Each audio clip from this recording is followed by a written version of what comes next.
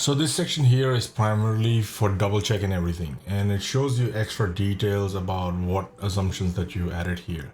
So this gives you a total with your contingency, but as we are selecting these cost centers, there's also whether or not they include GST is automatically picked up from here, from this column right here. And when you got those things, based on that, it'll split the amount, which is GST amount or the excluding GST amount, and the including total excluding GST amount right here. And your developer equity as to based on what you are selecting here under funding is again coming from here. So for example, if you say, okay, bank's not going to allow this, it's not really developer equity, it's like a total of developers or banks total development cost, which is different from the actual total development cost, because what banks consider as a total development cost are purely just hard costs and do not include any of your soft expenses. So things like stamp duty, bank would say, hey, I'll give you 70% on the land purchase price, but I'm not going to pay you the stamp duty. So which basically means that stamp duty is coming out of your pocket.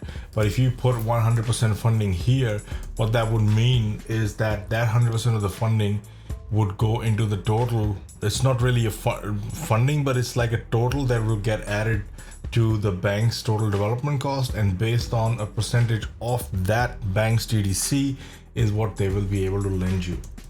So we show you those details here, and we also show you the percentage of total development cost of what that total amount is.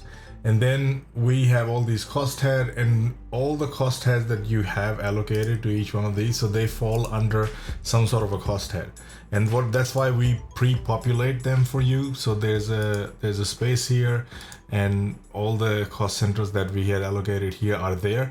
You can change all of that, you can do whatever you need to do, and then click on save as new, and it'll use your template with your data in there.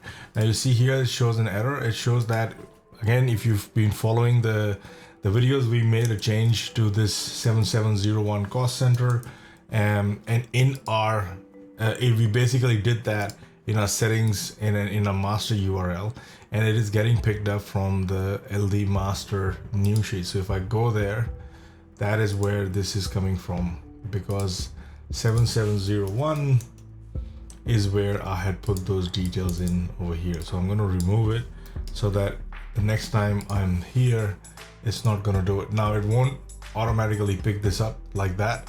I have to relink it for it to force the syncing again, but it will remember that from the next project onwards when I create it.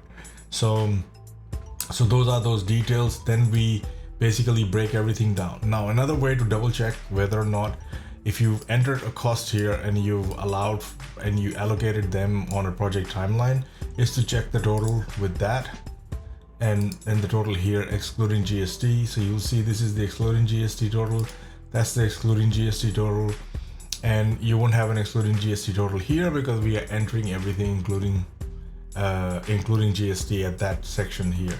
So that should always be equal. All of these should always be equal. So 1, 2, and 3, they all have to be equal.